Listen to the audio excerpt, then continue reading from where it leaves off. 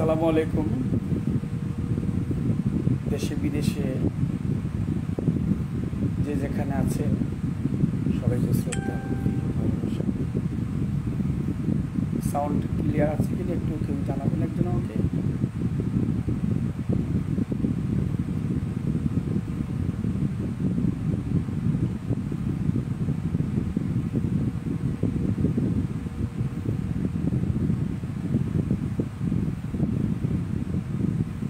Sound কি clear আছে?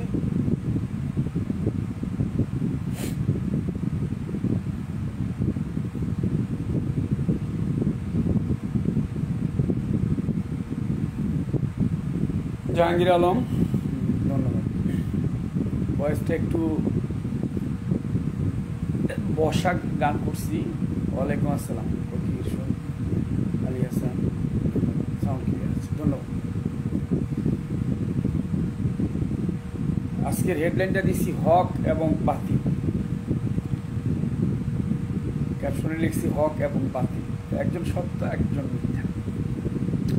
আমি সবাইকে জহিরুল জিহাদ, ওয়ালাইকুম আসসালাম। যাই হোক, আমি কমেন্টসের জবাব দিতে গেলে কিন্তু আমার অনেক সময় লাগবে, তবে আজকে লাইভটা একটু বড় হবে, মানে এটা একটু সময় নিতে পারি এর জন্য। আর 5 মিনিট পরে আসছি, এর জন্য কোনো অসুবিধা হচ্ছে। 5 মিনিট হয়ে গেছে অলরেডি। যাই হোক, সবাইকে প্রীতি শুভেচ্ছা। ও ফ্যানের শব্দটা একটু করতে হবে, ফ্যানটা বন্ধ করে দিলে ভালো। ফ্যানের শব্দটা একটু বন্ধ করে দূর থেকে দিলে ভালো। হ্যাঁ, ধন্যবাদ। হ্যাঁ, বা ক্লিয়ার আসবে দূর থেকে ঠিক আছে। এখন কি কথা কথা ঠিক আছে? শব্দ ঠিক আছে?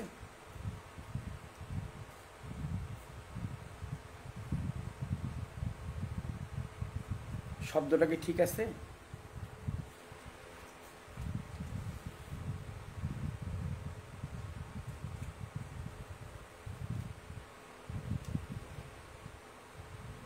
শব্দটা কি ঠিক আছে? কেউ বলবেন একজন।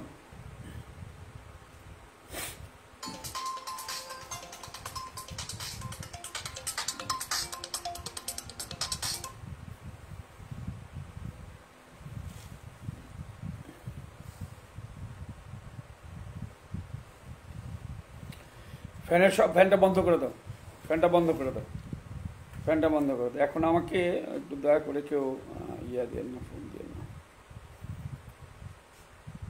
একটু ফোনটা সাইলেন্ট করে নিন।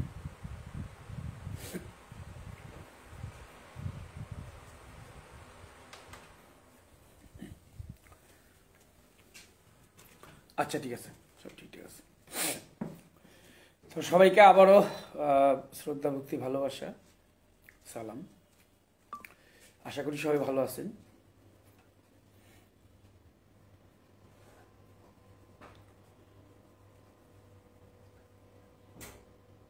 আপনারা জানেন যে বিগত কতদিন এটা বন্ধ করো, বন্ধ করে দাও, ওটা শব্দ হচ্ছে।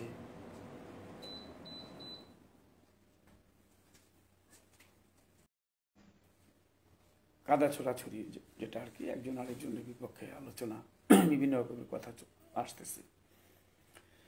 তো সেটা শুরু হয়েছে হইলো, আমি পুরো যে সত্যটা সেটা আমি একটু বলে আসছি।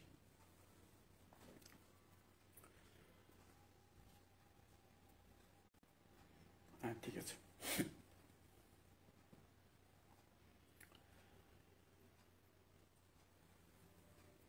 আমাদের বাউল সমিতি বাংলাদেশ বাউল সমিতি এটা প্রথম একবার নির্বাচন হয়েছিল হাইকোর্টে। আমাদের বাউল একটা সংগঠন ছিল, সেখানে বাংলাদেশ বাউল সমিতি নির্বাচনে আমাদের দেওয়ান ঘরানার তারা একটা প্রথম নির্বাচন করে। সরি, আরেকটা একটা ধন্যবাদ জানাই আমি, সেটা হচ্ছে আমাদের গতকালকে আমাদের দেওয়ান ঘরানার যারা আছে, আমাদের দাদাগুরু মালিক দন রহমতুল্লাহ আলহ, খালেক দন রহমতুল্লাহ আলহের দরবার থেকে, ওনারা দেওয়ানবাড়ির পক্ষ থেকে তারা একটা মানববন্ধন করেছে। এর জন্য দেওয়ানবাড়ির প্রতিটি সদস্য যারা আছেন তাদের প্রতি আমি কৃতজ্ঞ, তাদেরকে শ্রদ্ধা এবং সালাম জানাই। আরও অনেকে বলছে আমাকে যে তারা মানববন্ধন করবে, আমি বলছি যে না, একদম দরকার নাই।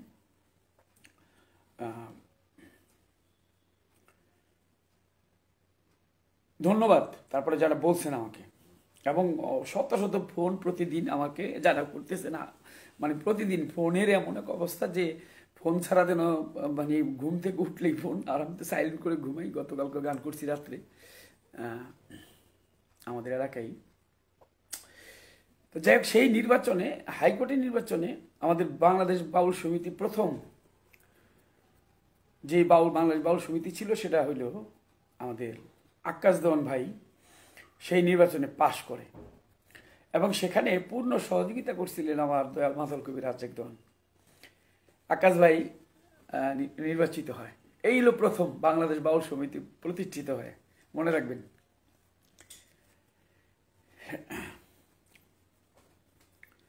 তারপর আমরা মিরপুরে অনেক মিরপুরমুখী হইল, অনেক শিল্পী মিরপুরে চলে আসলো। আসার পরে আস্তে আস্তে এখানে সংগঠন একবার এক এক নামে হয়েছে, কয়েকবার কয়েকটা, এখন 2-3টা সংগঠন হয়তো আছে ওখানে। যাই হোক, ইদানিংকালে যে রমজান মাসে যে ঘটনা ঘটছে আমাদের শ্রদ্ধেয় বড় ভাই আরিফ দেওয়ান সাহেব, ওনাকে নিয়ে। আরিফ ভাইকে লাইভে এসে আপনারা দেখছেন, আমাদের বাংলাদেশের প্রখ্যাত গায়ক আব্দুল লতিফ সরকার সাহেব, উনি মোবাইলের মধ্যেই মনে হইতেছে যেন ওনার উপরে আক্রমণ করবে, এমন একটা অবস্থা। তো এইটা হওয়ার আগে কিন্তু আমাকে মানিকগঞ্জের আবুল সরকার সাহেব, উনি আমাকে ফোন দিয়েছিল যে দেওয়ান, এরকম এই একটা মিটিং করতে চাই, আরিফ ভাই একটা কথা বলছে, তো এটা কি মতামত, তোমার কি মতামত? আর আমি তাকে বললাম যে না, এখন রমজান মাস, সব কিছু মিলে, সার্বিক পরিস্থিতি মিলে এই মিটিং করার দরকার নাই। আমি না করলাম। তো আমাকে বললো তুমি আসো। আমি বললাম না, আমি যাবো না, যদি সম্ভব হয় তোমরা এটা করো না। মিটিংটা এটা এই রমজান মাসে কাদা ছোড়াছড়ি একটা, এটা না করা ভালো। কিন্তু তারপর তারা মিটিং করলেন, মিটিং করে ওখানে একটা জমায়েত হইল শিল্পীরা। আরিফ ভাইকে বিভিন্ন রকমের কথা, তারা বিভিন্ন রকমের কটূক্তি করতে লাগলো। যাই হোক, মিটিং এটা বলে ফেলছে তারা। পরবর্তীতে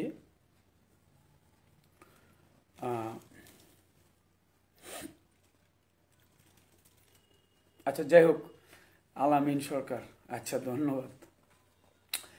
বা এই আরিফ ভাইকে বলার পরে পরে হইলো যেমন আরিফ ভাই একটু রাগ করতেছে, আর তারা তো ওইখান থেকে যা বলার বইলেই ফেলছে। এমন অবস্থা যে তারা মানে একেবারে হামলা, মানে মোবাইলের উপর দিয়ে চলে আসে। তো মোবাইল তো মিডিয়ার যুগ না, তো যদি কোনো কিছু আরিফ ভাই বলে থাকে সেটা আমরা বসে বসে একবারের জায়গায় 2বার 3বার বসতাম, 4বার বসতাম, বসে মিট করতাম। আমার কথাটা এরকম ছিল। তারপর যেহেতু এটা বলা হয়ে গেছে, পরবর্তীতে আমি বললাম যে তাড়াতাড়ি এটা মিট করা দরকার। কিভাবে মিট করা যায়? তো আমি সবার সাথে যোগাযোগ করলাম, সবাই রাজি হয়েছে। আমি সংক্ষিপ্ত করে দিচ্ছি এই জায়গাটা। আমি মালেক কাকা, আব্দুল মালেক সরকার, ওনারে ফোন দিছি, মুরব্বী আমাদের। আর আমি লতিফ সরকার সাহেব, ওনাকে ফোন দিছি। আমি সুনীল দাকে, সুনীল কর্মকার, বাবু সুনীল কর্মকার, ওনাকে ফোন দিছি। পাগল মনির ভাই, ওনাকে ফোন দিছি। বারেক বৈদিশি, ওনাকে ফোন দিছি। ফরিদপুরের ফকির আবুল, ওনাকে ফোন দিছি। বললাম কি যে আমরা বৈশা, কারণ এই জিনিসটা খারাপ হইতেছে, আমরা যত তাড়াতাড়ি সম্ভব বৈশাটা মিট করি। মানিকগঞ্জের আবুল সরকার সাহেবকে ফোন দিলাম যে বৈশা তাড়াতাড়ি মিট করা দরকার। মানিকগঞ্জের আবুল সরকার আমার কাছ থেকে সময় চাইল, বললো সময় দিতে হবে আমাকে, আমার লোকজন আছে তাদের সাথে কথা বলে জানাবো বসবো কিনা। লতিফ সরকার আমাকে বললো, রেকর্ড আছে আমার কাছে। লতিফ সরকার একটা ভয়েস মেসেজ আমার হোয়াটসঅ্যাপে দিয়েছিল, সেটা আছে আমার কাছে। যে যেমন যেহেতু তুমি মিট করতে চাইতেছো, তাহলে মিট হয়ে গেলে ভালো। এটা হোয়াটসঅ্যাপের মধ্যে ভয়েস মেসেজটা সে রাখছে, মনির ভাইকে বলো যেন মিট হয়ে গেলে ভালো। তো আমি যখন সবারই বললাম বসবে কবে, একটা তারিখ নির্ধারণ করলাম যে এই তারিখে 22 তারিখ সম্ভবত, তা আমরা বসে এটা মিট করে ফেলবো। তো ওখান থেকে আবার ওই বললো আমাদের সেক্রেটারি, ওনার ভদ্রলোকের নামটা আমার অতটা এখন মনে আসতেছে না, উনি এখন এখন যে বাংলাদেশ বাউল সমিতি হয়েছে, এটা কিন্তু পরে হয়েছে, এর আগে কিন্তু বাংলাদেশ বাউল সমিতি ছিল। যদিও সেটা রেজিস্ট্রেশন বিভিন্ন রকমের ঝামেলা হয়েছে, যাই হোক সেটা অনেক আগের কথা।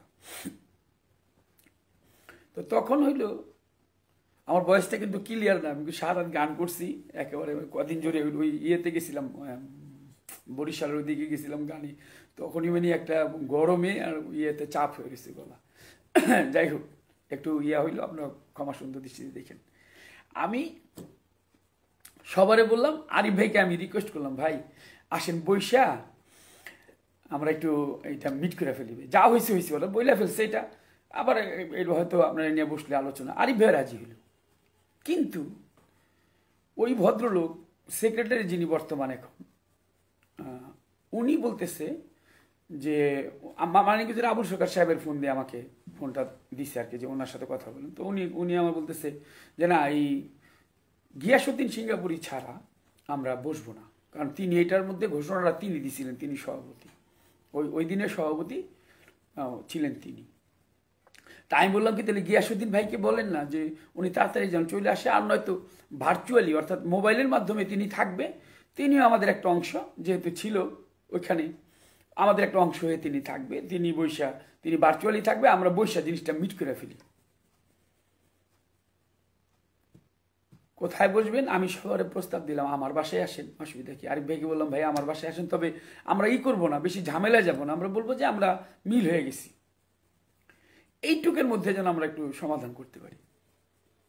গিয়াসউদ্দিন ভাইকে বলেন উনি ভার্চুয়ালি থাকবে, আর যারা একটু দূরে আছে প্রয়োজনে যদি কেউ না আসতে পারে, সুনীল দাস রাজি হয়েছে, ফরিদপুরে আবুল সরকার সাহেব আসার জন্য রাজি হয়েছে, পাগল মনির ভাই রাজি হয়েছে, মালেক কাকা রাজি হয়েছে, রুমা সরকার রাজি হয়েছে, রফিকের সাথে, পাগল রফিক আমার ভাতিজা, ওর সাথে একবার কথা হয়েছে আমার। তো সবাই মোটামুটি রাজি হয়েছে যে আমার এখানে আসবে, বসবে, বসে মিট হয়ে গেল। আমি বলছি যে ঠিক আছে, রোজার দিন, রমজান মাস যেহেতু, আমি একটু ইফতার, যারা রোজা থাকবে তাদেরকে একটু ইফতারের আয়োজন করবো, ইফতার খাওয়াবো। কিন্তু এটা গায়ে গিয়ে লাগলো, আমি জানি না কে সত্য কে মিথ্যা, কার ভিতরে কি ছিল, হয়তো কেউ উপর দিয়ে বলতে পারে যে যাবো, ওর ভিতরে ইয়েও লাগাইতে পারে। কিন্তু তারা হইল ওই লোককে, ওই ভদ্রলোককে ছাড়া তারা বসবে না, মানে সশরীরে তার থাকতে হবে। তো সে আবার ঘোষণা দিল যে ঈদের পরে নাকি আসবে, ঈদের পরে আসলে ঈদের পরে বসবে। তা আমি আবার যে ভাবলাম যে লং টাইম হয়ে যায়, কারণ জিনিসটা তো খারাপ জিনিস, মানে ওই একটা কথায় আছে গ্রাম দেশে বলে, ঘুষ যত ঘাটবো তত ময়লা বের হবে বেশি, মাফ করবেন। তো এইটা তো খারাপ হইতেছে, বেশি মানুষ খারাপ বলতেছে। যেমন এখন আমার প্রতিদিন ফোন করতেছে মাতাল ভক্ত যারা, তারা ফোন করে আমাকে দুঃখ প্রকাশ করতেছে, মানে অনেকে কাঁদতেছে হমা করে, যে আপনার বাবা সম্বন্ধে, মা সম্বন্ধে এরকম বলতে পারে একটা লোক যারা চেনেই না কেউ, এই লোক আপনারই বলতেছে। তাই আমি বললাম যে মুখ আছেন বললে কি, কিছু লোক তো তার সাপোর্ট করতেছে আবার। এরপর আরিফ ধন ভাই, বড় ভাই আরিফ ধন ভাই, তিনি একটা ইয়েতে গেল, যখন মিল হইল না তখন তিনি সাংবাদিক সম্মেলন করলো, আমাকে আবার বললো যে কাজল তুই আসবি নাকি? আমি বললাম ভাই আসবো। আমার ওই সময় শরীরটা একটু বেশি ভালো ছিল না, তারপরে আমি একটু অসুস্থ ছিলাম, থাকতেই পারে মানুষের শরীর, রোজার দিন ছিল। তারপরে আমি গেছি, আরিফ ভাইয়ের সাথে আমি বসে ছিলাম চুপ করে, আমি কোনো কথা বলিনি। আপনারা লাইভ ভিডিও দেখছেন সবাই, কারণ সেদিন আমিও ভিডিও লাইভ দিচ্ছিলাম। তো আমি চুপ করে বসে রয়েছি, বসে থাকার কারণ হচ্ছে এটা যে আরিফ ভাই বলতেছে, আমি সেখানে বলবো কেন? বড় ভাই যদি থাকে কোথাও, শিক্ষাটা তো এটাই হওয়া উচিত মানুষের, যে তোমার বড়জন আছে তুমি সেখানে বলবা কেন? বড় ভাই বলুক। তো আমি চুপ করে বসে রয়েছি, আরিফ ভাই বলছে, আমি ওখান থেকে আরিফ ভাই বলছে যাওয়ার জন্য, আমি গেছি, গিয়ে চলে আসছি। তখন দেখলাম যে এরা মিল হবে না, ভিতরে ভিতরে যেন কেন একটা দু একজন মানে যে না, ওই আরিফ ভাইয়ের উপরে আরো দেখি যে বেশি রকম করতেছে। তার আমি মনে মনে ভাবলাম যে সব শিল্পীরা রাজি হইল, দুইজন শিল্পী, একজন তো বললো যে ভয়েস মেসেজ, আরেকজন বললো যে আমাদের লতিফ সরকার ভয়েস মেসেজ দিল, মন থেকে দিছে কিনা আল্লাহ জানে। আবার এই আমাদের ওই সেক্রেটারি সাহেব আবুল সরকারও রাজি হয়েছিল, মানিকগঞ্জের আবুল সরকার সাহেব, সেক্রেটারি সাহেব বললো যে ওনারা ছাড়া বসবে না। এটা কেমন হইল? বসলেই তো জিনিসটা মিট হয়ে যেত গা, যেটা হয়েছিল, হওয়ার পরে বসলে মিট হয়ে যায় না? অনেক বড় বড় ঝগড়া হয়, মিট হয়, সেটা যেভাবেও বিভিন্ন মাধ্যমে একটা ঝগড়া হইলে আবার মিট হয়ে যায়, একটা বাউলদের বিষয়। পরে আমি একটা লাইভ আসছি, লাইভ আসে আমি কারো নাম ধরে বলি না, আমি একটা লাইভে বলছি যে তৃতীয় পক্ষ। তৃতীয় পক্ষ বলতে বুঝাইছি, তা বলতেছে যে তৃতীয় পক্ষ বলছে, আমি তারে বলছি, গিয়াসউদ্দিনকে বলছি তৃতীয় পক্ষ। তো সে তার উপর দিয়ে নিছে, মানে আমি তারা বলছি। এখন আমি বলতেছি হ্যাঁ আমি তোমার এই তৃতীয় পক্ষ বলছি। তুমি কে বাউলের? তুমি তো বাউলের কিছু না। তুমি কি গান করো? বাউলদের বিষয় বাউলরা বুঝবে, তুমি গানের বিষয় তুমি কি বুঝো? বাউলরা ঝগড়া লাগছে, বাউলরা কি কথা বলছে, ওই কথার মিনিং কি, তুমি তো এই সম্বন্ধে জানো না। তোমাকে আমি তৃতীয় পক্ষ বলছি, তুমি কেন আমাদের বিষয়ে নাক গলাইবা? তোমার এই তৃতীয় পক্ষ বলছি, আমি সরাসরি তোমাকে বললাম কথাটা ভাই। তুমি এই বিষয় নিয়ে, আমাদের বিষয় নিয়ে তুমি মাথা কামায় না। তোমার সাথে যারা তাল মিলে তাদের সম্বন্ধে বলতেছি পরে, দাঁড়াও।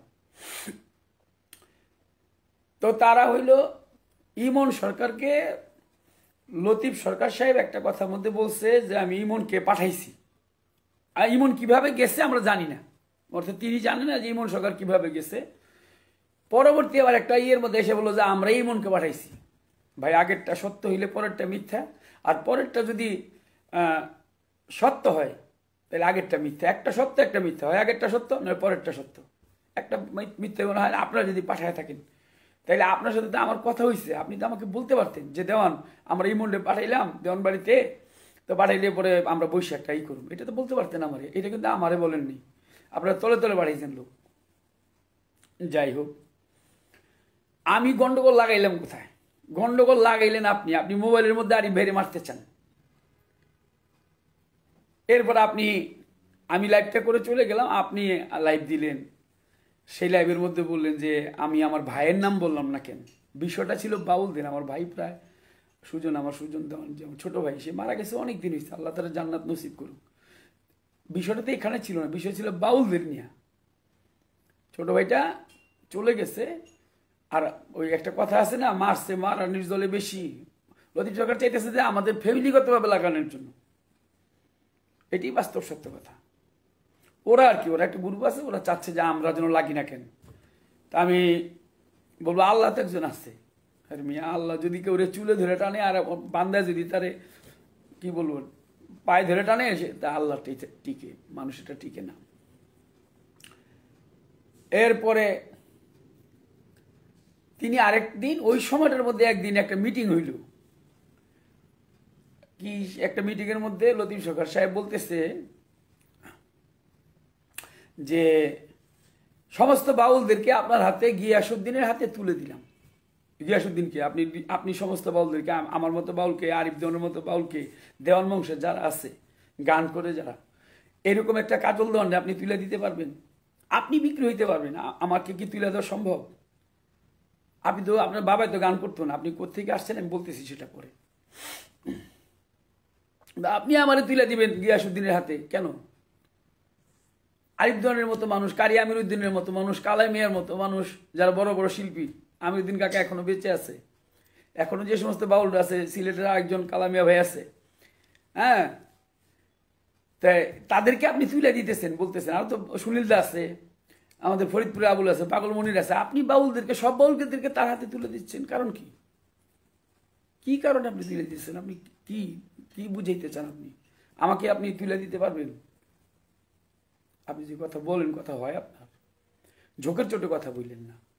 আপনি কথা বলবেন একটু হিসাব করে কথা বললেন, যে আমি কি বলতেছি, পরবর্তীতে কথাটা কি দাঁড়াবে। আর এগুলো কিন্তু সব ডকুমেন্টস আছে, আপনি কি কি বলছেন দেখেন, দেখবেন আপনার যদি প্রয়োজন হয়, সেটা প্রয়োজন সাপেক্ষে সব কিছুই বের হয়ে আসবেন।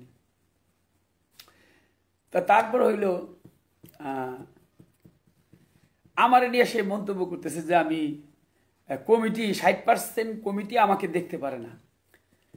কমিটির আমারও অনেক ভালোবাসে, আমার একটা কমিটির সাথে একটু মন মানানো হয়েছে, ওই যে ইয়েতে তিতু শাহ বাবার দরবারে আমার স্বপন ভাই, যেমন দোস্ত বইলা ডাকে, তার সাথে একটু ঝগড়া যেটা আমার হয়েছে, সেই ঝগড়াটা, ওই ঝগড়া না, এই স্টেজের মধ্যে একটু যাইতে দেরি হয়েছে।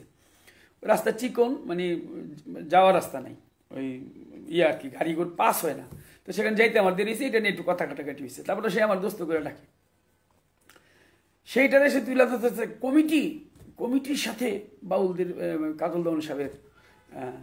আপনি তো এই বছরও 10 পালা গান মারছেন, আপনি এই বছর লতিফ সরকার সাহেব 10 পালা গান মারছেন, আর 10 টাকা মানে আপনি ডবল বায়না রাখছেন কেন? আপনি যখন দেখছেন যে আপনার বায়না 25-30 হাজার টাকা, তখন আপনি 40-50 হাজার টাকা অন্য জায়গায় গান রাখছেন। রাখার পরে আপনি ওই 30 হাজার টাকা গানে যান নাই ব্রাহ্মণবাড়িয়া থেকে। আমি নিজে এক গান গাইছি, কেমনে তাও আমি জানি না, কারণ বায়না আসছিল আমার এই ফ্যানটা একটু ছাড়তে হয়, যে ওখান থেকে দূরের থেকে ছাড়ো, ফ্যানটা একটু ছাড়ো, শব্দ একটু হয়, একটু দূরের থেকে ছাড়ো দিলে। আপনি গানে যান নাই, সেই গানে গান হইলো আমাকে বায়না করতে চাইছিল, কিন্তু আমি মানিকগঞ্জ জিন্দাপীর রহমতুল্লাহ আলাইহির দরবারে গান করব, সেই গানে আমি দিনে গান করে আবার রাত্রে গান করতে হইব বিধায় আমি বায়নাটা লইনি, খাদিজা ভান্ডারির সাথে গান। তো আমি পরে বললাম যে আমি এই গান গাবো না, বায়না আমি নেইনি, কারণ আমি একদিনে 2টা গান গাওয়া কষ্টের ব্যাপার। অনেক সময় গাইছি, এখন তো একটা বিষয় থাকে, শরীরে একটা ব্যাপার থাকে, রাত্রে জার্নি, দূরের থেকে আসতে হয়। তো জিন্দাপীর গানে গেছি, গানে যাওয়ার পরে তো পরে হইলো রাত্রের 8টা 8:30 দিকে আমার ফোন দিয়ে কমিটি কইতেছে, লতিফ সরকার সাহেব আসবে না ভাই, আপনি কি আসতে পারবেন? আপনার গান কয়টা পর্যন্ত চলবে? তখন মাগরিব এশার আজান, এশার নামাজ চলতেছে বিরতি গানে, মানিক দেওয়ানের সাথে আমার গান। আমি বললাম যে লতিফ সরকার সাহেব আসবে না, আমি এই গানে আসবো কীভাবে? কয় খাদিজা ভান্ডারি চলে আসছে, আপনি যদি একটু আসেন আমাদের ইজ্জত রক্ষা হয়। তা আমি সেই গানে গেছি, যাওয়ার পরে শুনলাম যে আপনি ওই রাত্রে অন্য এক জায়গায় গান গাইতেছেন, আপনি খাদিজা ভান্ডারির সাথে বিক্রমপুরে গানটা আসেন না। এরকম কয়েক পালা গান, আপনি 10 থেকে 15 পালা গান আপনি কমিটির গান নিয়ে গানে যান নাই। ওরা আমি গেলাম, গিয়ে দেখি সেখানে বিজয় দেওয়ান, মানে বিজয় দেওয়ানের অন্য একটা ঘটনা ঘটছে। আমি তখন যদি জানতাম যে বিজয় সেখানে আছে, আমাদের ভাতিজা বিজয় দেওয়ান, তাহলে আমি যাইতাম না। তো গিয়ে উঠছি, এখন আমাকে বলে যে আপনার গান গাইতে হবে, যেহেতু শিল্পী মানুষ। আমি কষ্ট করে প্রায় একটু দেরিতে গেছি, 11টার মতো হয়ে গেছে, 11টার উপরে। তারপরে আমার খাদিজা ভান্ডারির সাথে সেই গানটা আমি, আপনার গান মানে আপনি জান নাই, আর আমি যে জানতাম যে ওখানে বিজয় দেওয়ান আছে, আমি যাইতাম না। আপনি গানগুলো মারেন, ডবল বায়না লন, আপনি কোন কমিটির সাথে আমার সম্পর্ক ভালো না, এই কমিটি বলছে আপনার পিটাইব, মারবো। আমি কমিটির হাতে পায়ে ধরছি, ভাই একজন শিল্পী মানুষ, হয়তো একটা ভুল হয়ে গেছে। আপনি ওই লোকরা ভান্ডারি বাবা ভান্ডারির ভক্ত, ভান্ডারি না বাবা ভান্ডারির দরবারে ভক্তি রাখে, আপনি আর কত মানুষের জ্বালাইবেন কম? তো ওই ভান্ডারি ভক্ত সে আপনাকে মারবে। আমি বললাম যে হাতে দিলে ভাই শিল্পী মানুষ, একটা ভুল হয়ে গেছে, আর আমি তো আসছি, আপনার গানটা তো আমি গাইয়া দিলাম, তারা মারার দরকার কি? আমি বললাম আগামীকালকে আবার পরের দিন আবার আপনার সাথে আমার গান ওই এলাকায়। আমি বললাম যাই সেন একটু সকালের সাথে দেখা করে যান, আমি একটু মিলাই দিব। কিরে ভাই, আপনি গানেও গেলেন না, আপনি আমার বইতেছেন যে আমি কমিটির সাথে ঝগড়া করি, আপনি ডবল বায়না লোন, আবার আপনি আমার দোষর তলে ফেলান। আমার বলুক না যে আমি কোনো ইন্টারন্যাশনালি কোনো বা রাষ্ট্রীয় কোনো সমস্যা ছাড়া আমি কখনো কোনো গান মারি না, সেটা কম পয়সাও যদি বায়না নেই, সেই গানটা আমি গাওয়ার চেষ্টা করি। যদি রাষ্ট্রীয় কোনো ব্যাপার হয়ে যায়, তখন আমি কমিটিকে জানাই দিই যে আমি কিন্তু গানটা যাইতে পারবো না, বায়না ফেরত দিয়ে দিই। আপনি তো কত কী করছেন আল্লাহ, কত মানুষকে ঠকাইছেন টাকা নিয়ে ক্যাসেট করার জন্য, এটা করার জন্য, সেটা করার জন্য, কত বিচার আমার কাছে আসছে। যাই হোক, এগুলো বললেন না, মিথ্যা কথা বললেন না। আপনি কি করতে চাইতেছেন? আপনি আরেক খেপাইতে চাইতেছেন, মাজার কমিটিগুলোর আপনি খেপাইতে চাইতেছেন। হ্যাঁ, আমার রিজিকে যেটা আছে আপনি সেটা তো নিতে পারবেন না। রিজিকের মালিক রাজ্জাক, রিজিকের মালিক রাজ্জাক, যার রিজিকে যেটা আছে সেটাই করবেন কীভাবে? আপনি আমার রিজিক দাতা না, আপনি কমিটিরে না করবেন যে কমিটিরে খেপাইবেন, এটা করেন না ভাই। আপনি আমার জন্য মামলা খাইছেন, না মিথ্যা কথা, আমার জন্য আপনি মামলা খাইবেন কেন? আপনি আমার জন্য মামলা খান নেই। আর যে শাহজাহান ভান্ডারি মামলা দিছে, আপনি আপনার মনের কাছে জিজ্ঞেস করে দেখেন যে আপনি করছেন কি কামটা। আপনি যখন এই ঘটনার সাথে জড়িত, আপনি আমার কি বলছিলেন আপনার মনে আছে কিনা? সব কথা তো বলার রাইট উচিত না, লাইভে কি এগুলো বলা যায়? আপনারা যখন আপনার এই মারলো আপনাকে 1 নাম্বার এই যে গোলচক্করের ওইখানে মাইরা, যখন আপনার হাত ভেঙে দিল, হ্যাঁ, আপনি যাইতেছিলেন মোটরসাইকেল লিয়া, কি ঘটনা ঘটাইছিলেন ওই মিরপুরের পোলাবানি, তখন আপনাকে মাইরে হাত, এখনো আপনার বাম হাতে একটা রড লাগানো আছে, রড ছুটানো যাবে না। তখন আপনাকে হাসপাতালে কে নিয়ে গেছিল বলেন তো? দৌড়ে কে আসছিল? লতিফ সরকার সাহেব, আপনার কাছে প্রশ্ন রাখছি। আমার বাবা আপনার গেল হাসপাতালে দেখার জন্য, শীতের দিন আপনার একটা চাদর দিয়ে আসলো, আপনি দেখি সে আমার সেই বাবারে বকতেছে গিয়াসুদ্দিন। সারা বাংলাদেশের বাউলরা হাতে তেল দিতেছেন, আপনি হাতে তেল দিতেছেন, শুধু দেওয়ান পরিবার ছাড়া বাংলাদেশের বাউলদের খুশি। আপনি যে একটা প্রতিবাদ করলেন না, আমার মায় কি দোষ করছে বলেন তো? লতিফ সরকার সাহেব, আপনার কাছে প্রশ্ন করতেছে, আপনি যে এত এই দালালি করতেছেন, আপনার কাছে আমার প্রশ্ন, আপনি আমার যেই বাবা তার গায়ের থেকে চাদর খুলে দিয়ে দিল, আপনি শীতে কাঁপতেছেন, সেই বাবাকে যখন গালি দেয় আপনি তখন কষ্ট পান না? আপনার মায়ের যদি কেউ গালি দিত আপনার কাছে কেমন লাগতো? আপনার বাবারা যদি কেউ গালি দিত আপনি কষ্ট পান না? আমার বাবা সেই বাবা যেই বাবা আপনার আদর করে পালছে, আপনি তো আমার বাসায় একদিন দুদিন আসেন নাই। আপনি মনে করে দেখেন, আপনি যখন ওই যে 11.5 নম্বর, হ্যাঁ এক ভাই লিখছে ওখানে, বললো বস্তিতে থাকতেন যখন, কাশি যে বস্তি ছিল সেই বস্তিতে থাকতেন, আপনি মনে পড়ে কিনা সেই দিনগুলোর কথা, যে ওই বস্তিতে থাকাকালীন সময়ে যে আপনি কি অবস্থায় ছিলেন, আপনি যদি একটু বলেন খুশি হতাম ভাই। আপনি আমার জন্য মামলা খাইছেন 2002 সালের শেষের দিকের ঘটনা।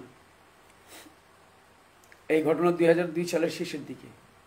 আর আপনি নিজে মামলা করছেন আমার নামে, এই বেশি দিন হয় নাই, এই অল্প কয়েকদিন আগে মামলা করছেন আপনি আমার নামে। আপনি করছেন আরো চাল খাটাইছেন আরো করার জন্য। কেন আমার আটকে রাখবেন? শীতের গাড়ির সিজন আইছে, আমি যেন গান না গাইতে পারি। আপনি নিজে এটা নিয়ে ই করছেন, নিজে মিটিং করছেন কয়েকবার, যে কাজল দলে কিভাবে একটু ই করা যায়। তো যেই রাজ্জাকদন আপনাকে আদর করলো, ভালোবাসলো, সেই রাজ্জাকদন রে আপনি এক লোক গালি দিতেছে। রশিদ সরকার ভাই বাউল সম্রাট, তারে গালি দিতেছে, তার সন্তানদেরকে গালি দিতেছে, আমার ভাতিজিরে গালি দিতেছে, আমাকে গালি দিচ্ছে, আমার সন্তানকে গালি দিচ্ছে। একটা লোক প্রতিবাদ করেন না আপনারা?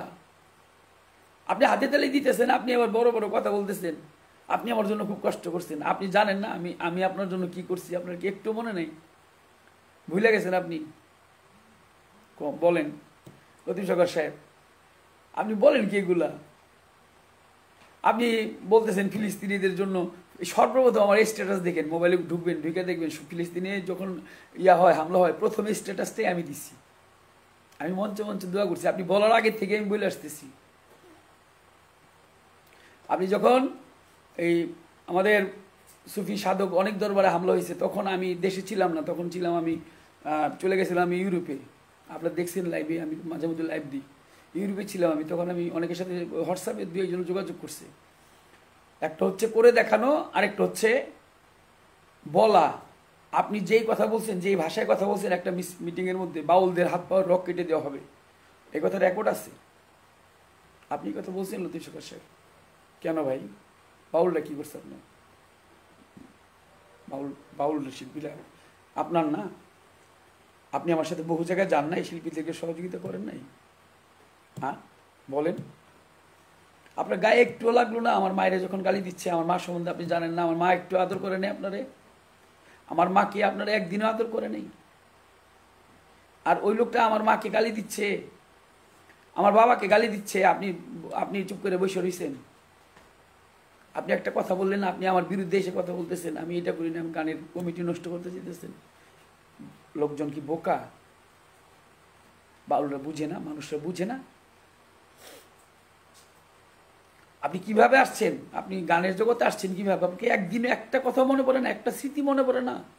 তা আপনি গানটা কিভাবে শিখা, কোত্থেকে কিভাবে গান করে আসলেন? আপনার এলাকার লোকজন জানে না? আপনাদের এলাকায় যে গ্রামের যে লোকজন আছে তারা জানেন আপনি কোথায় থাকতেন? বাউল শিল্পীরা জানেন আপনি কোথায় থাকতেন? হ্যাঁ, আপনার এখন 5 তলা বাড়ি হয়েছে, আপনি অনেক বড় লোক হয়েছেন, গাড়ি দিয়ে চলেন, কিন্তু আসছিলেন কি আপনি? আপনাকে কেউ হেল্প করে নাই? রাজ্জাকদনের মতো লোকেরা, মাতাল রাজ্জাকের মতো লোকেরা, তারা কি একটু হেল্প করে নেই আপনারে? বলেন। এই যে আমার বাবার গালি দিতেছে, তা আপনি তো একটা কথা বলতেছেন না। একবার বলতেন যে বাপ মাই দোষ করছে কি? আমি যদি কোনো দোষ করে থাকি এই বিষয় নিয়ে, সেটা আমাকে বলবে। বাবা মার দোষ কি? আমি আপনার বিবেকের উপর রাখলাম কথাটা, আপনি বললেন তা আমার বাবা মা কি দোষ করছে সেই এটা আপনার উপর আমি একটা আপনার কাছে আমি চাইলাম, আপনি বললেন আপনার বিবেক থেকে যেটা আসে। তো আর আমাকে বলছেন যে আমি নাক গলাই, তা আমি বাউলের ছেলে না, শিল্পীর ছেলে না, আমি একজন শিল্পী না, আমি আপনাদের অংশ না, আমি একজন গায়ক না, ছোটোখাটো হই, আমি না ছোটো গায়ক, আপনি বড় গায়ক, তা আমি বাউলের অংশ না, আমি নাক গলাবো না। আমার তো 50 বছর ওই গানের জগতে সার্ভিস, 50 বছর ধরে এই গানের জগতে আসছি, ছোটোবেলা থেকে গান করি, মা বাবার হাতে করি, আর সেই মা বাবাকে গালি দিচ্ছে, আপনাদের কারো গায়ে লাগতেছে না? একটু কষ্ট লাগে না আপনাদের কাছে? বাউল সমাজ যারা আছে, গান করে এখন যারা বড় বড় শিল্পী যারা, তাদের কাছে কষ্ট লাগে না? আমাকে বলা মানে কি আপনাদেরকে বলা না?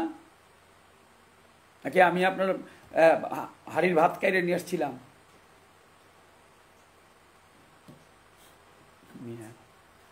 কথা কোন কথায় হয় না। তা আমি তখন এই জিনিসটা মিট হইল না যখন, তখন আমি এসে বলছি বাইরের লোকের প্রয়োজন কি? আমি এখনো বলতেছি বাউল সমাজকে বাঁচাইতে হইলে এই গিয়াসুদ্দিনের মতো লোক যারা, তাদেরকে বাউল সমাজে রাখা যাবে না।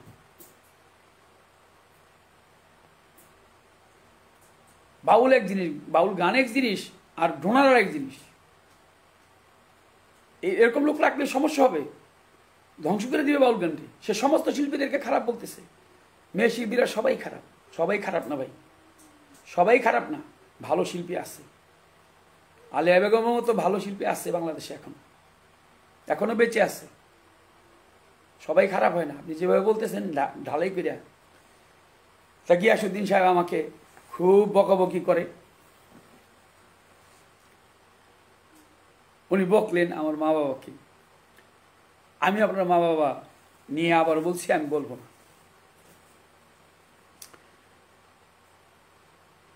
কারণ হচ্ছে দোষ করলে আপনি করতে পারেন, মা বাবার কোনো দোষ নেই। তবে হ্যাঁ, আপনার সম্বন্ধে আমি অনেক কিছু জানি গিয়াসুদ্দিন, আপনার বাবার সম্বন্ধেও জানি। আপনি তো বলছেনই যে আকার রসিকার ওই বেশ কম, রসিকার কি লীল মিয়া লাল মিয়া পাগল, লীল মিয়া লাল মিয়া। আমগো শাহ আলম সরকার একটা গল্প কয় আর কি মাঝে মধ্যে গানের স্টেজে, সেই গল্পটা একটু শুনাই। শাহ আলম সরকার গল্পটা এরকম যে এক লোক চিঠি পাঠাইছে আর কি, তো ওই লোকের নাম হইল, গ্রামের নাম হইল ইমন্দি। তো রসিকারের উপরের যে মাত্রাটা, এটা ওই ঘষায় ঘষায় এটা উঠে গেছে গা। কারণ যে চিঠি বা খেয়ে লই মানে নাম লই ঘুরতেছে, যে এই এলাকার মধ্যে হোমন্দি গ্রাম কোনটা, হোমন্দি গ্রাম মানে ইমন্দির মাত্রা গেছে গা মুইছে, ইমন্দির ওই মাত্রা না থাকার থেকে তো হোমন্দি গেছে না, তাহলে হোমন্দি গ্রাম। তাই আপনারটা তো আপনিই ভাঙলেন, আপনার কথা তো আপনিই ভাঙলেন যে ঋষিকারে বলিস। আমি আপনার সম্বন্ধে কি বলুন বলেন? আপনি আপনি আমারে যেই ভাষায় কথা বলেন, ভাষা ঠিক করে নাকি? ঠিক আছে, শুট কি ব্যবসা করতো এইটা আমি জানি, আপনার গ্রামের মানুষ আমার বলছে। আপনার বাবা কি ব্যবসা করতো, আপনারা এখন কি ব্যবসা করেন, আপনার পয়সা কিভাবে একটু হইছে, সুদের ব্যবসা করেন, আপনার পরিবারের লোকজন আছে, পরিবারের সদস্যরা আছে যারা সুদের ব্যবসা করে। হ্যাঁ, তা সুদের ব্যবসা তো সুদ তো আল্লাহ পাক কোরআনে নিষেধ করছে। আপনি কোরআন শরীফে হাত দিয়ে কইন যে আপনার ফ্যামিলি মেম্বাররা এই সুদের ব্যবসা করে না, আল্লাহ পাক নিষেধ করছে, সুদ খাওয়া হারাম। আপনি সেই আমারে বলতেছেন, আপনি আমার বকাঝকা করেন, অথচ আপনি সুদের ব্যবসা করেন। আপনি কইতেছেন আপনার গাড়ি আছে 3টা গাড়ি, হ্যাঁ, খটখটি গাড়ি, বাঙ্গা গাড়ি আমি দেখছি, ওই যে ওই সেকেন্ড হ্যান্ড গাড়ি একটা আছে। আপনার যদি গাড়ি থাকবে, আপনার ছেলেটার যে বিয়ে করাইছেন, ছেলে মেয়ে নিয়েও কথা বলা ঠিক না। সুপার বিস্কুট দিয়া আপনার এলাকার লোকে কদিন গানে গেছিলাম, আপনার বলতাম না, আমি আপনার বলতেছি কেন, আমি আপনার মুরব্বী যারা এলাকার যারা আছে তাদেরকে আমি ওই দিয়ে আসছি, বিচার দিয়ে আসছি যে আপনার এলাকার মানুষ, আপনারা একটা কিন্তু বৈশা ওনারা বুঝিয়া বললেন যে লোকটা কিন্তু আমাকে এরকম টর্চারিং করতেছে, জ্বালাতন দিতেছে। তা ওই এটা কিন্তু একটা ওই জ্ঞানী লোক যারা তারা বুঝছে বিষয়টা। আমি আর কোনো কিছু বলতাম না। আপনি গতকাল গলায় এসে আমার মন্দ তারিখ বলছেন, গত রাত্রে লাইভে আসে, আপনি আগামীকালকে লাইভে আসবেন, ডেলি আসেন, আপনি অসুবিধা দেখি, আমার মন চাইলে আমি আসুন, আমি কে কথা চলি না, বুদ্ধি করে কিছুই করি না। আপনি বলছেন যে লাইভে এসে ওই দিনের ইয়েতে আমি গান গাইছি, আপনার আমি ভয় পাইছি। এই মিয়া, আল্লাহ ছাড়া কেউ রে কাতল দন ভয় পায় না, আল্লাহ ছাড়া কেউ রে ভয় পাই না আমি।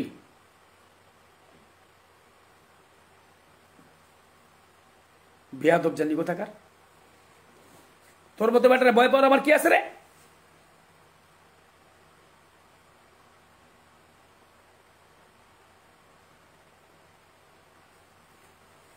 বেয়াদব, আচ্ছা বেয়াদব। আর এইগুলো জারি জারি জারি দেও, তোমার গাড়ি আছে, ই আছে।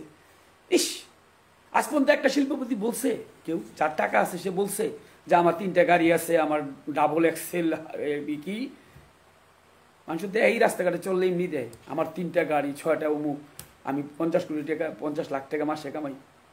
আজ পর্যন্ত কোনো লোক, ভদ্রলোক বলছে এই কথা ইয়ে এসা লাইভে এসা? যারা আছে সে কখনো এইভাবে বলে? হ্যাঁ, আর শিল্পপতি হলো তারা। আমি একটা ছোট্ট ঘটনা বলি, আমি এক জায়গায় গানে গেছিলাম দূরে, এখন ওখান থেকে গান থেকে আমি আসতে পারবো না। তো যে আমার এক বন্ধু, তো ওনারা বললাম যে বন্ধু আমি তো শিল্পপতি, কারে কয় শোনো মিয়া, বন্ধু আমি তো গানে আসতে পারবো না, এই গান তো ধরতে পারবো না, আমার অমুক যে বিক্রমপুরে গান আমার রাত্রিবেলা, আর ওই গানটা ছিল দিনে। তো বন্ধু আমাকে বললো যে তাহলে কী করতে হবে? আমি বললাম বন্ধু একমাত্র একটা উপায় আছে, ওখান থেকে হেলিকপ্টার দিয়ে আমাকে যদি নিয়ে যাও তাহলে আমি গানটা যেতে পারি। বন্ধু তুমি বলছো, আমি হেলিকপ্টার নিয়ে আসতেছি। হেলিকপ্টার নিয়ে গেছে, ওখান থেকে উঠে নিয়ে আমাদের ঢাকা এয়ারপোর্টে নামাই দিছে। আমি শর্টকাটে গিয়ে বিক্রমপুর গিয়ে গানটা ধরতে পারছি। আমার জীবনে আমি 2বার হেলিকপ্টারে চড়ছি, এটা সত্য কথা আর কি। একবার আমি হেলিকপ্টার দিয়ে গানে গেছিলাম সেই ইয়েতে, আপনার বরগুনার ওই দিকে কোথায় যেন। আরেকবার হইলো উনি আমার ওনার শিল্পপতি, আজ পর্যন্ত বলিনি কারো কাছে, ওনার নামও বলিনি এবং বলবো না। তারে কয় শিল্পপতি, শিল্পপতি কয় নাকি গাড়ি একটা কি আছে আমি জানি না, বাউল জগতের মানুষ দেখে নেই। ওর মধ্যে আবার ই লাগাইছে যে হাইড্রোলিক যে সাউন্ড আছে না, সেটা লাগাইছে, এলাকায় গেলে মনে করে ওটা বাজায়। আমি করতেছি ভাই, চিন্তা করেন, অসুবিধা নেই। আপনি কারে বয় দেন, আপনি বলতেছেন কি কমু, বাউল শিল্পীদের গাড়ির মধ্যে নেশা দ্রব্য দ্রব্য থাকে, শিল্পীরা ভয় পেন না। আপনি যদি সৎ থাকেন, গিয়াসুদ্দিনের মতো মানুষ কিচ্ছু করতে পারবে না। ওর জারি, এটা আপনি বুঝতে না, ওর ওই বুড়িতে জারি বেশি, এরকম কথা কয় না, এরকম এগুলো জারি বেশি। এ ভদ্রলোক মানুষ ভালো না।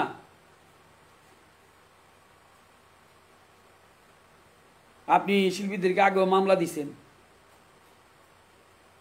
মামলা দিয়ে আপনি হয়রানি করছেন। আপনি কি সবই একরকম মনে করছেন? শাহজাহান ভান্ডারী 2 কোটি টাকা দামের ওই বাউল সমিতির অফিস দিচ্ছে, সে কিন্তু এ বাড়িতে আসছে শেষ পর্যন্ত। আমি হাদিস টানবো না, সে কিন্তু আসছে। হাদিসের একটা কথা মনে পড়ছিল কিন্তু বলুন না, এই মুহূর্তে মনে থেকে বলতে বলতেছে, আসছে আমার কাছে, আসছে, একবার 2বার না, কয়েকবার আসছে। কেন আসছে উপরওয়ালা জানে যে আমার কাছে কেন সে আসছে, দেখেন তো। আর আপনি ওই যে টাকা নেন, এই 10টা টাকা দাও তো সোয়ামণি, টাকা নিয়ে এইভাবে দেয়, ঘুরে ঘুরে চেহারা একজন, এদিকে সোয়া এদিকে আও না, তোমার দেয়, আমি একটু দেখাই, এটা আমার নাতনি, এই চেহারায় ঘুরে ঘুরে টাকা দেওয়া, এটা কোন বাউল গানের নিয়ম? ভাই মেয়ে,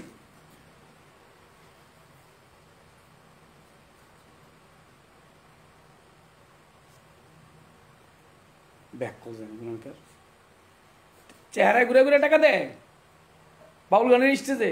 আবার দেখলাম আরেকজন বড় শিল্পীর ওয়াইফ হেরে এরকম 1000 টাকার নোট চিনে চেহারায় ঘুরে ঘুরে এভাবে টাকা দেয়। দেয় হলে হিন্দি ছবির ওই যে ইয়ের মধ্যে দেখায় না, হিন্দি ছবির কি জানি, হ্যাঁ মুভি, ওই মধ্যে হলো, হ্যাঁ ওইভাবে টাকা দেয়। আপনি কি বুঝাইতে চান? আপনি বলতেছেন না লক্ষ লক্ষ টাকা দিই, যে দেয় সে কখনো কয় নাকি লক্ষ লক্ষ টাকা দেন আপনি? আপনি অমুক জায়গায় দিচ্ছেন, আমরা দিই না? আমরা কি বলতে আসছি কখনো আমাদের এই বাড়ির পাশে মসজিদ আমরা দিইনি? যতটুকু পারছি, আমার নানির বাড়ির মসজিদ আছে, দিইনি আমরা? আমাদের এইখানে মসজিদ মাদ্রাসা আমরা দিই না, আমরা বলতে গেছি বলে এগুলা।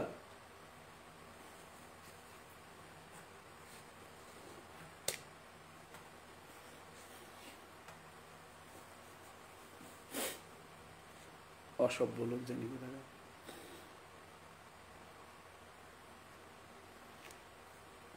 কয় কি শিল্পীরা কান্না করে, সে কয় আমি জীবনে কান্না করিনি। কান্না করেন নাই? আপনি জানেন কান্না কারে বলে? আদম আলাইহিসসালাম থেকে ধরে হযরত মুহাম্মদ সাল্লাল্লাহু আলাইহি ওয়াসাল্লাম পর্যন্ত সকল নবীগণ, সকল ওলিয়া উলিয়াগণ, পীর মাশায়েখগণ, সাহাবাগণ সবাই শুধু কান্না করছে। যে যত বেশি কান্না করছে আল্লাহ পাকের দরবারে, আল্লাহ পাক তার প্রতি তত খুশি হয়েছে। আমার রসুল কান্না করছে, গানের কথা আপনি বুঝবেন কি? চোখের পানি যার নাই সে তো কোনো মানুষই না। যে লোক কাঁদতে পারে না সে তো কোনো মানুষই না। আমি তো তার জানোয়ার যেতে খারাপ সেই লোক, যে যার নাকি চোখে পানি আসে না, বুকে পশম নাই, চোখে পানি নাই, এজিদের বংশধর তারা।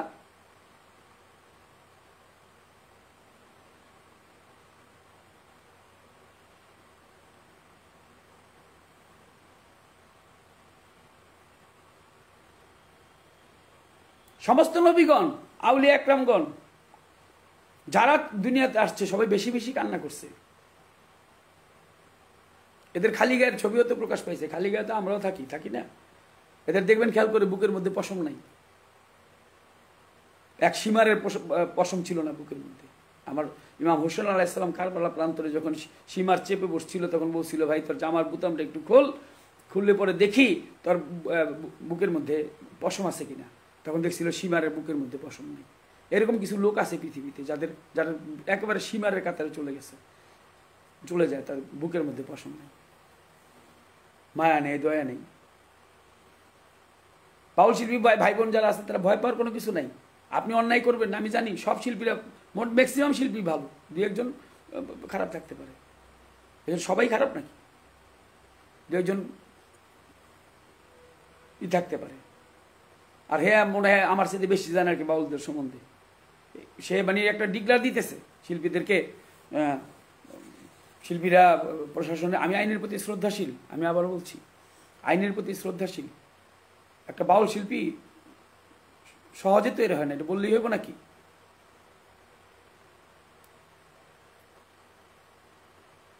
বাউল শিল্পী হওয়া অনেক কষ্টের ব্যাপার। আর জুয়া খেলে টাকা কামানো এটা কোনো না, সহজ ব্যাপার। তোমার মতো মানুষ জুয়া খেলো, তোমার এলাকার মানুষ সবাই এসে গেছে। আমি 20 জন লোকের সাথে কথা বলছি, 20 জন লোকই বলছে গিয়াসউদ্দিন ভালো না। তোমার এলাকার 20 জন লোক আমাকে 20 জনের সাথে কথা বলছে স্টেজ থেকে নেমে গিয়ে 20 জন লোক বলছে যে সে ভালো না। এলাকায় আসলে এলাকার মানুষ তার ডরে ভয়ে থাকে।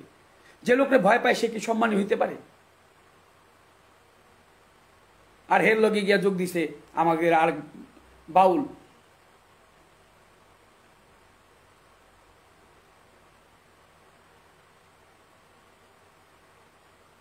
আমি গিয়াসউদ্দিন সরকারের সাথে জুলাইতে না করছিলাম, লতিফ সরকার সাহেব? আমি কোন দিন এই কথা বলছি আপনার? না, আপনি আমরা না করছিলেন। আপনি উল্টা কথা বলতেছেন কেন এখন? আপনার নাকি উনি বলতেছেন যে আমি বলছি গিয়াসউদ্দিন লাগার দরকার নেই। আপনি আমার আরো কত কথা বলছেন, আমি তো গোপন কথা বলবো না। যদি বলার একেবারে উপযুক্ত টাইম চলে আসে তখন বলবো। আমি গিয়াসউদ্দিন সম্বন্ধে আপনি কি কি বলছেন আমারে, আমি এখন বলবো না। আমি বলবো আপনার যদি আরো ইয়া লাগে। বাউল সমিতি থেকে আপনারা ব্যবস্থা নেন না কেন? কত কিছু বলতে, সমস্ত শিল্পীদেরকে খারাপ বলতেছে সে একে একে সবার খারাপ বলতেছে।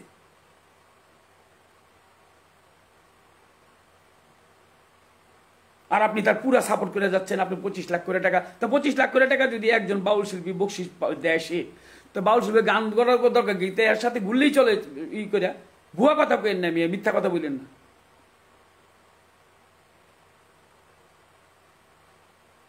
আবার হে ডর দেখাইতেছে, হ্যাঁ, যে বাউল শিল্পীরা গাড়ি চেক করবেন। অবশ্যই চেক করবেন, এটা রাষ্ট্রের দায়িত্ব।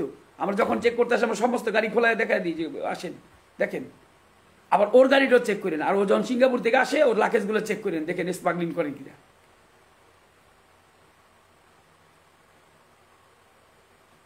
স্মাগলিংও তো করতে পারে, স্মাগলিং করে বহু লোকের টাকা হয়েছে। টাকা কামানো তো সহজ না। গান করি, জানি যে এক রাতে গান করলে কত কষ্ট করে এই 10-12 জন লোক খরচ করে দিয়ে কয় টাকা থাকি। 50 বছর ধরে গান করি।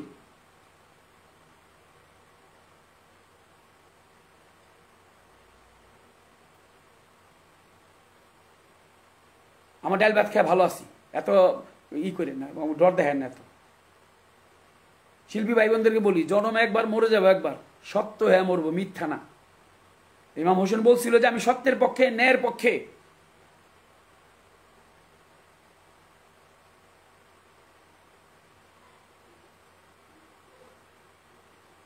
আজকে আমারে বলতেছে লতিফ সরকার সাহেব, কালকে আপনারে বলবে, মনে রাখেন। আপনি যখনই তার দালালি ছাড়বেন সেদিন থেকে আপনি মনে করেন যে আপনি তার একটা কথা না করবেন, সেদিন থেকে আপনারও বলবো, আমি বললাম। আর আমারে বানাইতে পারবে না ইনশাল্লাহ। ও আল্লাহ সুপরে। আর সারা বাংলার মানুষ দেখতেছে। আমি তো এই যতবার ও বলবে আমি ততবারই বলুন। আপনি এলাকায় গিয়ে খোঁজ নিয়ে দেখেন না তাদের ব্যবসাটা কি। তাই কিছু পয়সা তো সবারই আছে, মুসি যে তো পয়সা কামায়, এগুলো কয় নাকি মানুষে।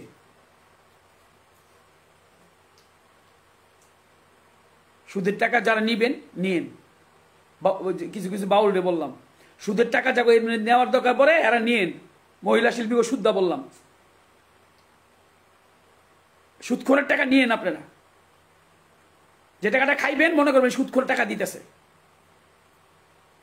বাউল শিল্পীরা নিয়েন টাকা, তখন মনে করবেন যে এই সুদখোরের টাকা আমি খাইতেছি।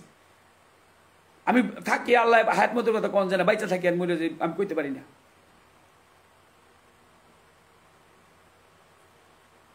25 লাখ করে টাকা দেয়, দালালি ছাড়েন এগুলো নিয়ে।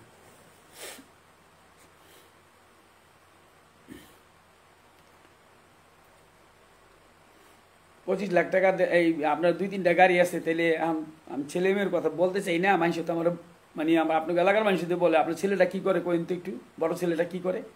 আপনি বললেন, আমি বলবো না আপনার ছেলের সম্বন্ধে। আপনার বড় ছেলে কি করে, এখন তার অবস্থা কি, সে কি করে এখন বললেন, আপনি একটু জানেন।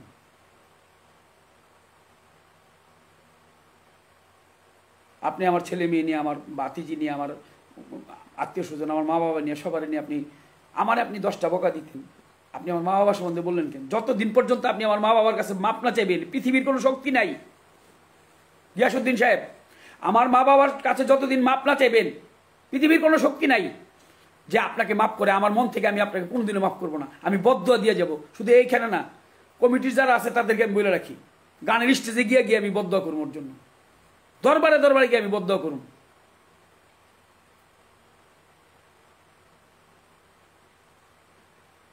কতগুলি মানুষের, কতগুলি শিল্পীর এসে মারছে, কতগুলি অন্যায় করছে, আবার এখনো হুমকি দিয়েই যেতেছে।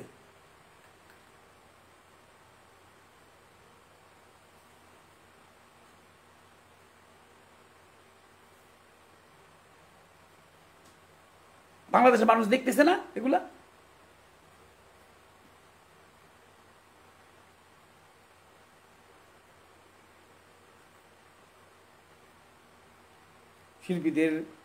শিল্পীরা ভালো না, শিল্পীরা খারাপ, নিজে ভালো হন না।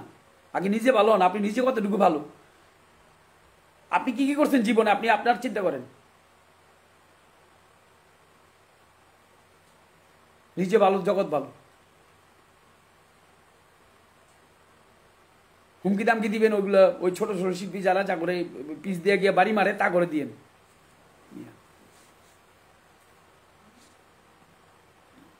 লতিফ সরকার সাহেব, আপনার গায়ে লাগলো না একবার? আমার বাবা মায়ের যে গালি দিল, আমার বাবা না বলে আপনার চাদর দিয়ে আসছে শীতের দিনে।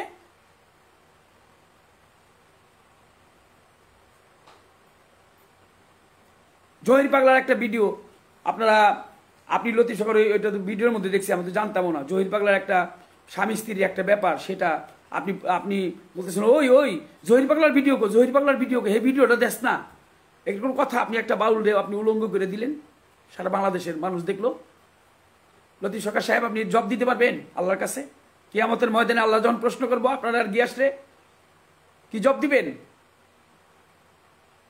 শিল্পীদেরকে ধ্বংস করে দিতেছেন, বাউল জগৎরা ধ্বংস করে দিতে চাচ্ছেন আপনারা। আপনার তো গায়ে লাগবে না, আপনি তো লাখ লাখ টাকা, কোটি টাকা কামাইছেন, 5 তলা বাড়ি করছেন, বস্তি থেকে উঠে আইসা বাড়ি করে এখন সুখে আছেন। আমার লাগে আমার লাগে না, আমার মতো যারা তাকে সবারই লাগে। ভয়ের চোটে কেউ কিছু কিছু কইতেছে না, কিন্তু মনে রাখেন যেদিন সবাই ধরবো না, আবার ওই যে কেমন কথা আছে, সব নেউরারা মিলে যখন ইয়েরে ধরে না, ওই সিংহরে ধরে না, তখন ওইটাও গাথা পড়ে যায়। সাথী বৈদি সেদিন দেখলাম, সে লাইভে এসে বলতেছিল যে আমাকে অত্যাচার করা হয়েছে, আর সঙ্গে সঙ্গে গিয়াসুদ্দিন সে লাইভের মধ্যে সে কমেন্টস করছে, কে নাকি ফোন করে জিজ্ঞেস করছে। আমি একটা কি লাইভের মধ্যে দেখছি, কেন ছোট ছোট করে কিন্তু অনেক বড় হয় অনেক সময়।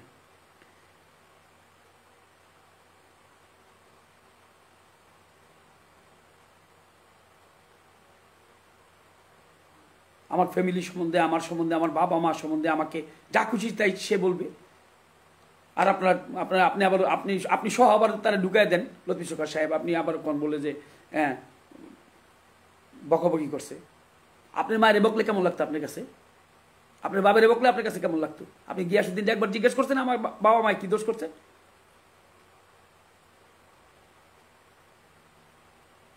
আপনি কি একদিনও আমার বাবা আপনার আদর করে নেই? আমার মা একদিন আপনার খাওয়ায় নেই রান্না করে? আমার জামা একদিনও পরেননি আপনি?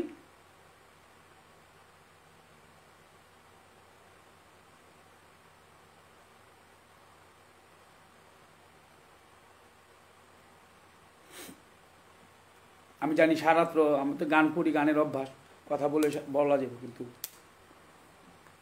অনেকক্ষণ হয়ে গেছে সময়।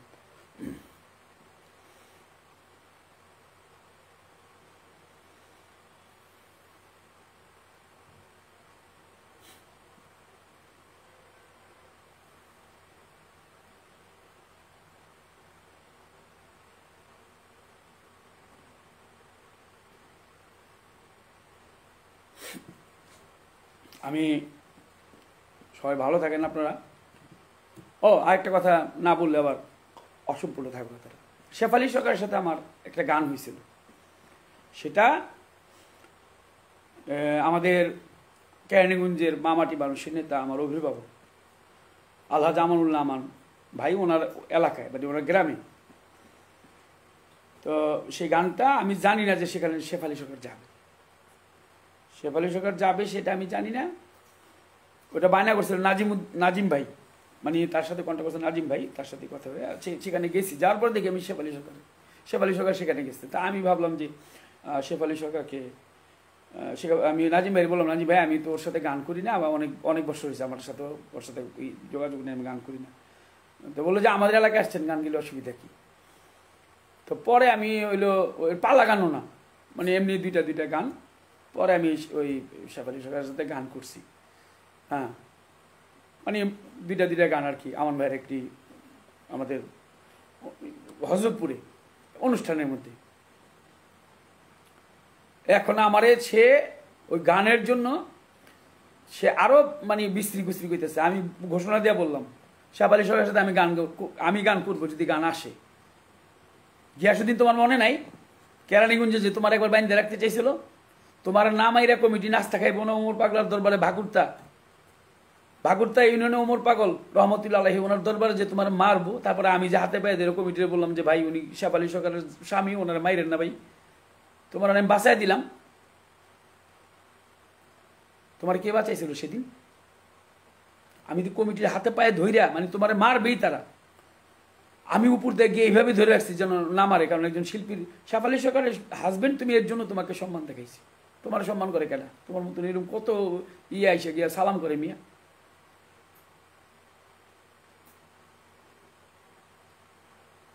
শেফালি সরকারের সাথে আমি গান গাবো, আর কে গাইবো না গাইবো আমি জানি না। গান শিল্পী, সব শিল্পীর সাথে গান গাবো।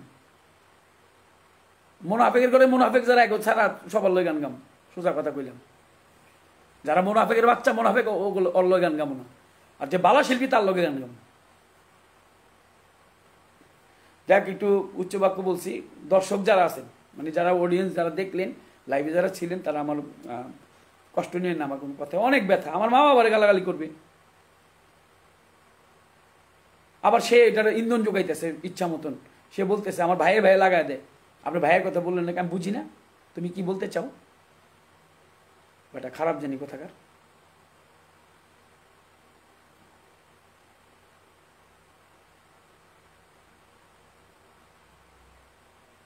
তো তোমরা ডরাইলে ডরাইতে পারো, ডরাও গা তোমরা, গিয়া পায়ে ধরে বয়ে থাকো গা গিয়াসের। আমি ডরাই না, আল্লাহ ছাড়া কেউ ডরাই না বেটা।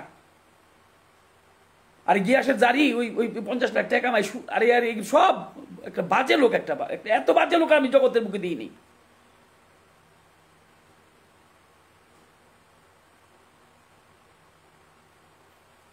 মা বাবা নিয়ে কথা বলে,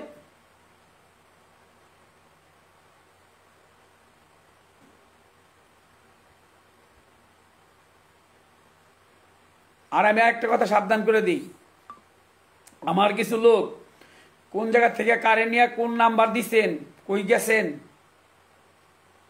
কার সাথে কিভাবে যোগাযোগ করছেন, আমার কানে কিন্তু সবই আসছে, মনে রাখেন। উপরওয়ালা কিন্তু আছে একজন, উপরওয়ালা বলছে, আল্লাহ বলছে যে আমি ছাড় দেই কিন্তু কাউরে ছেড়ে দিই না। আল্লাহর বিচার একদিন হইব সবার। যতদিন পর্যন্ত গিয়াসউদ্দিন আমার মা বাবার কাছে মাপ না চাবে, আমি কথাটা বইলা দিই, গিয়াসউদ্দিন তোমারে বলতেছি, তুমি যতদিন পর্যন্ত আমার মা বাবার কাছে মাপ না চাইবা, আল্লাহ তো, আমি তো মাফ করবো না, আল্লাহ তোমার মাফ করবো না।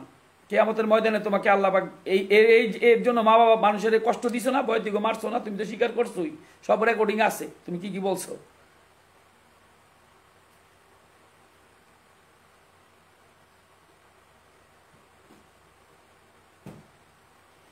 অনেকক্ষণ সময় হয়ে গেছে, সবাই ভালো থাকেন।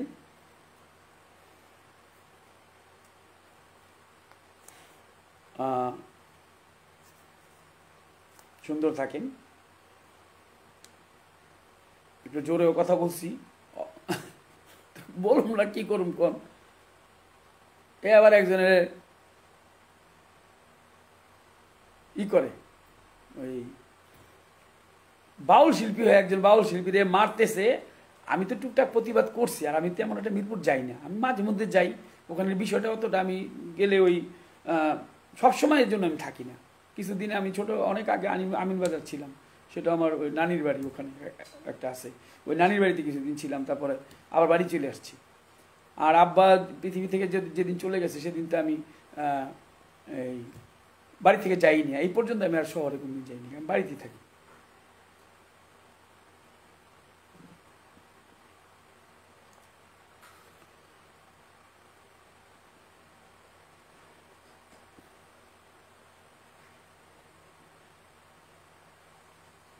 ভালো থাকবেন সবাই।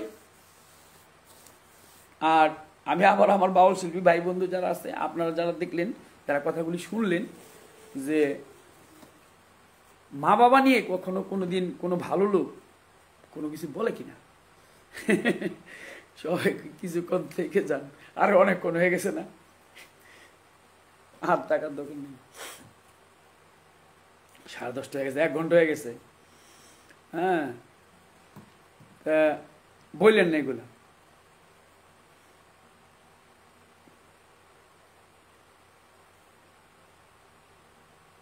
ঠিক বলুন।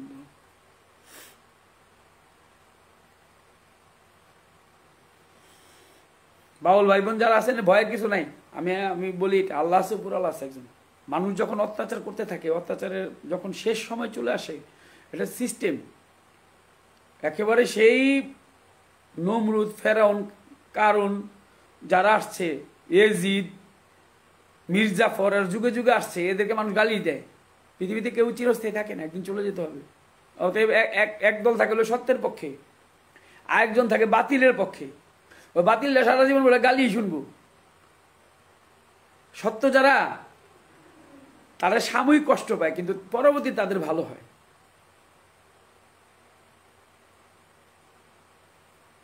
এটি বাস্তব সত্য কথা। বাউল শিল্পী ভাই বোন যারা আছেন, ভয় পাওয়ার কোনো কিছু নাই, ভয় পাওয়ার কোনো কিছু নাই। আপনারা সবাই ভালো থাকবেন। দেশে বিদেশে যারা এতক্ষণ লাইভটা দেখলেন, আপনাদেরকে অসংখ্য ধন্যবাদ। আমি বলতে চাইনি, কিন্তু আমার তো সারা দুনিয়ার মানুষ আমাকে, সব আমেরিকার থেকে ধরে কোন দেশের থেকে আমার ফোন দেয়নি গা, ডলির পিছে পিছে ঘুরা কি করবো সবই তো জানি। ডলির পিছে পিছে ঘুরতেছে, কি করতেছে না করতেছে, মিনিটের খবর মিনিটই পাইতেছি। আয়া কইব না যে আমি অনেক ই করে এলাম, মাস্টারি করে এলাম। আরে দুনিয়ার মানুষ মিথ্যাবাদী, মিথ্যাবাদী মানুষ।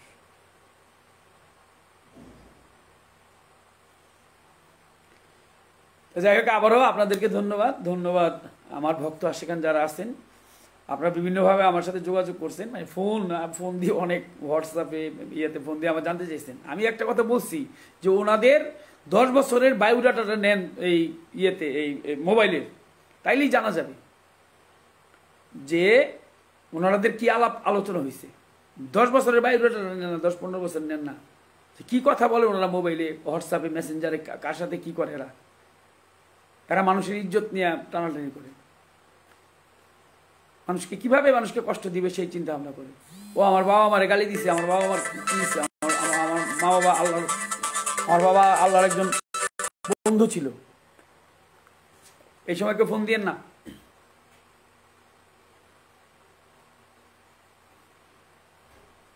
কোনো শিল্পপতি, কোনো বড় লোক আইসা কইছে আজ পর্যন্ত আমার এটা আছে, এটা আছে। সবাই ভালো থাকবেন। আবারও যদি প্রয়োজন হয়ে আসবো, আল্লাহ যেন ভালো রাখে। মনে কেউ কষ্ট নিয়েন না, না বললে এইটুক না বললে হয় না। মা বাবার জন্য মন সবারই কাঁদে, আমার মন কাঁদতেছে। আমাকে গতকালকে গান করছি, আমি স্টেজ থেকে নামছি, শত শত লোক এসে ঘিরে ধরছে আমার, যে আপনার বাবা মারে এভাবে গালাগালি করতেছে, লোকটা কে, আমরা তো চিনি না। আবার আমার পরিবার থেকে বলতেছে বারবার, তুমি লাইভে টাইভে যাও না, কেউ ছেলে মেয়েরা সবাই বলতেছে, আমার পরিবারের সদস্য যারা, তোমার লাইভে যাওয়ার প্রয়োজন নাই। ও তো ভাইরাস হইতেছে, ভাইরাস হইতেছে, ভাইরাল মানে ও ভাইরাল হইতে চায়। আমার পিছিয়ে বয়ে থাকলে মন্দিরে বাজায়, এরা হতো ভাইরাল। সব ভাষাই জানি, আমি শুদ্ধ ভাষাও জানি, আমি একেবারে গ্রামের খাঁটি ভাষাও জানি, কথ্য ভাষাও জানি, ঢাকায় ভাষাও জানি। বললাম কথাটা, এমন ভাষা নাই যেটা আমি জানি না, টুকটাক সবটাই জানি। যখন যেটা প্রয়োজন আমি সেটাই তখন বলি।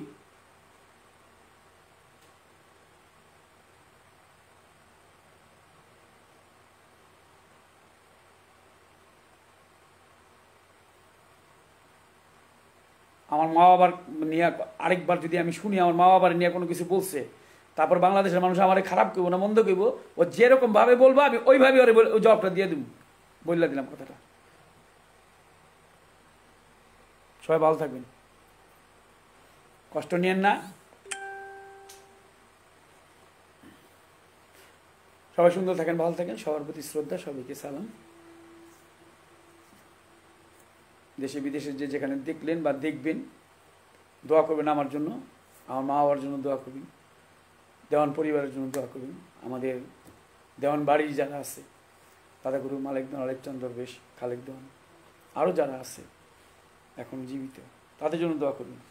সর্বোপরি সকল এই মুনাফিকের করে মুনাফিক যারা, এগো বাদ দিয়ে সবার জন্য দোয়া করবেন। দু একজন যদি মুনাফিকের করে মুনাফিক থাকে, ওটি বাদ দিয়ে দোয়া করি। ভালো থাকবেন সবাই।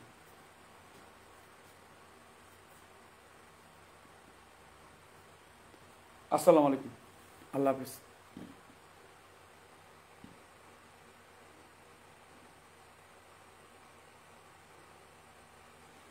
শোনেন, আমার এটা নকল হাসি না, আমার এটা আসল হাসি। আমার কুঞ্জল কইতো কি,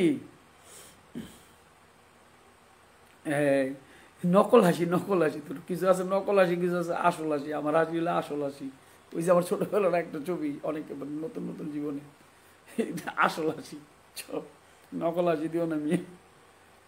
দাঁত মাইজো, দাঁত মাইজো।